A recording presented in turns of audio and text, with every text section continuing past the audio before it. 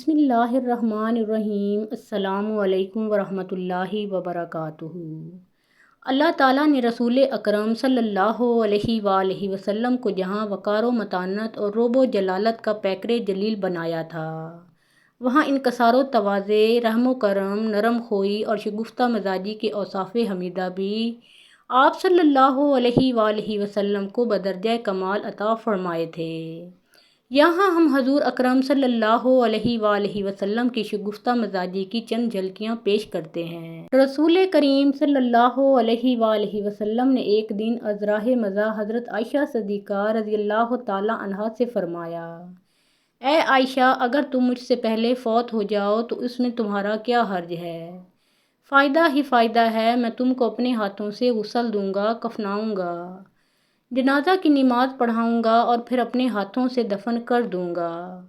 حضرت عائشہ صدیقہ رضی اللہ تعالی عنہا حضور اکرم صلی اللہ علیہ وآلہ وسلم کے مذاق کو نہ سمجھ سکیں۔ قدر ناراضی یا ناز کے لہجے میں کہا: جی ہاں، یہ سب کچھ تو آپ صلی اللہ علیہ وآلہ وسلم کریں گے، مگر اسی دن میرے حجرے میں کسی دوسری حرم کے ساتھ آرام فرمائیں گے۔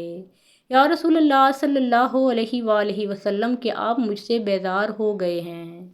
حضور اکرم صلی اللہ علیہ وآلہ وسلم ان کا جواب سن کر یکدم ہنسنے لگے۔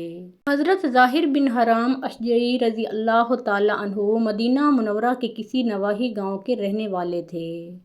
رسول اکرم صلی اللہ علیہ وآلہ وسلم اور ان کے درمیان دوستی کا رشتہ قائم ہو گیا تھا۔ حضرت ظاہر رضی اللہ تعالی عنہ جب کبھی مدینہ منورہ آتے، دیہات کی کوئی نہ کوئی سوغات یعنی سبزی وغیرہ حضور اکرم صلی اللہ علیہ وآلہ وسلم کی خدمت میں ضرور پیش کرتے۔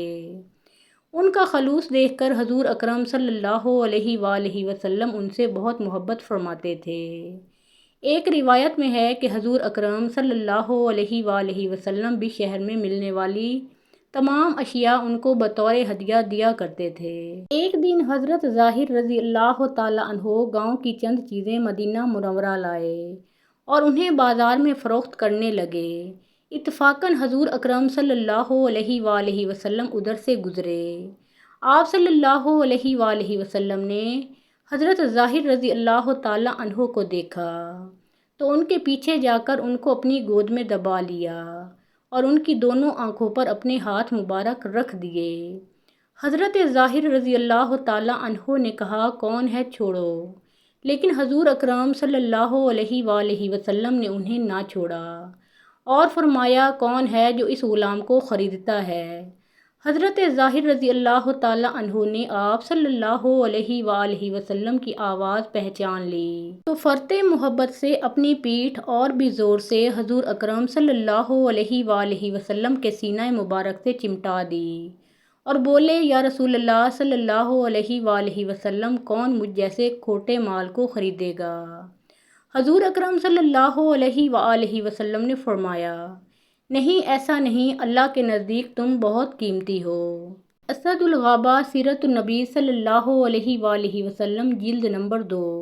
ایک دفعہ ایک صحابیہ حضور اکرم صلی اللہ علیہ وآلہ وسلم کی خدمت اقدس میں حاضر ہوئیں اور عرض کیا: یا رسول اللہ صلی اللہ علیہ وآلہ وسلم، میرا شوہر بیمار ہے، دعا فرمائیں کہ وہ صحت یاب ہو جائے۔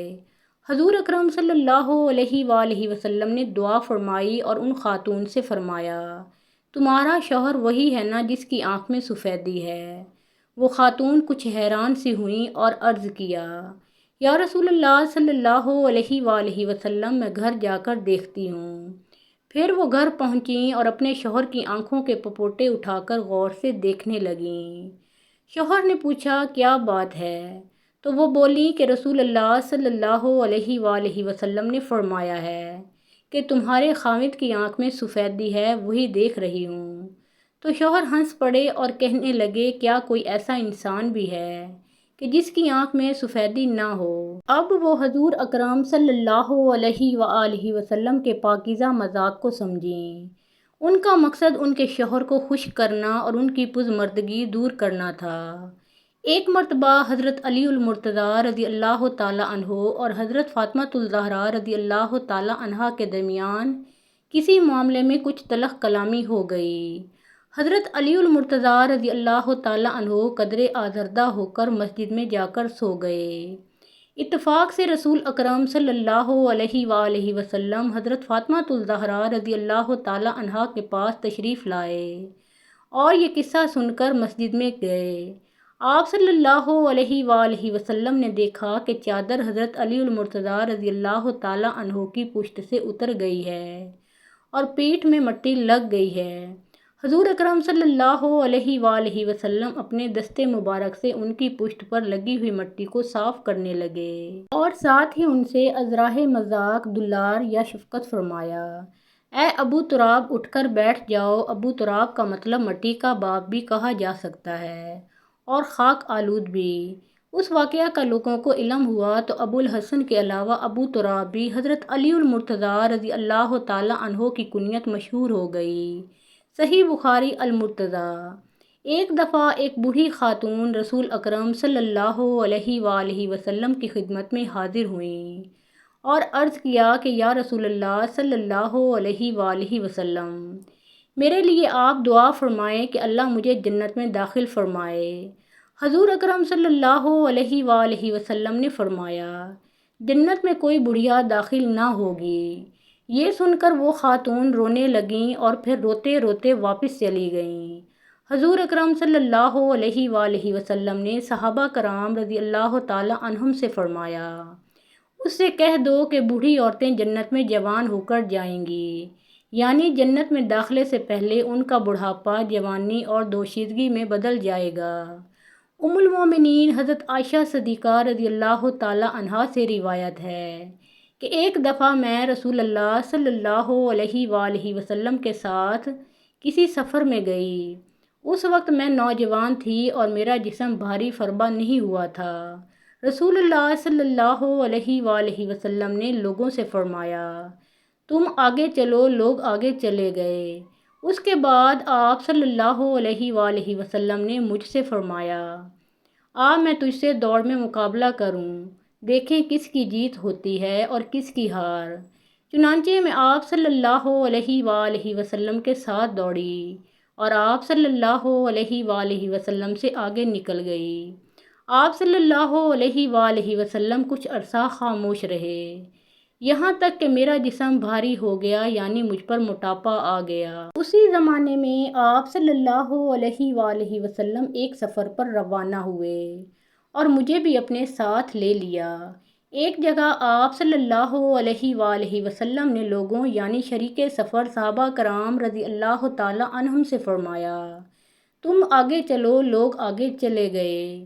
اس کے بعد آپ صلی اللہ علیہ وآلہ وسلم نے مجھ سے فرمایا، آؤ دوڑ میں مقابلہ کریں۔ چنانچہ میں آپ صلی اللہ علیہ وآلہ وسلم کے ساتھ دوڑی۔ آپ صلی اللہ علیہ وآلہ وسلم مجھ سے آگے نکل گئے اور یوں آپ صلی اللہ علیہ وآلہ وسلم نے مجھے ہرا دیا۔ اب آپ صلی اللہ علیہ وآلہ وسلم ہنس رہے تھے اور فرما رہے تھے، یہ اس دن کا بدلہ ہے۔ ایک مرتبہ رسول اکرم صلی اللہ علیہ وآلہ وسلم نے اپنے ایک سادہ مزاج صحابی سے پوچھا، ذرا بتاؤ تمہارے ماموں کی بہن کا تم سے کیا رشتہ ہے؟ تو انہوں نے سر جھکا لیا اور سوچنے لگے۔ آپ صلی اللہ علیہ وآلہ وسلم مسکرائے اور فرمایا، کیا تجھے اپنی ماں بھول گئی؟ وہی تو تیرے ماموں کی بہن ہے۔ حضرت انس بن مالک رضی اللہ تعالی عنہ فرماتے ہیں کہ ایک صاحب رسول اللہ صلی اللہ علیہ وآلہ وسلم کی خدمت میں حاضر ہوئے اور عرض کیا، مجھ کو کوئی سواری مرحمت فرمائیں۔ آپ صلی اللہ علیہ وآلہ وسلم نے فرمایا، میں تجھے اونٹنی کا بچہ دوں گا یا میں تجھے اونٹنی کے بچے پر بٹھاؤں گا۔ تو انہوں نے کہا، یا رسول اللہ صلی اللہ علیہ وآلہ وسلم، میں اونٹنی کے بچے کو کیا کروں گا؟ تو آپ صلی اللہ علیہ وآلہ وسلم نے فرمایا، یہ اونٹ اونٹنیوں کے بچے ہی تو ہوتے ہیں۔ محترم ناظرین، پیارے آقا محمد مصطفیٰ صلی اللہ علیہ وآلہ وسلم کا پیارا نام ایک بار کامنٹ سیکشن میں ضرور لکھیے۔ ویڈیو پسند آئی ہو تو لائک اور شیئر کیجیے۔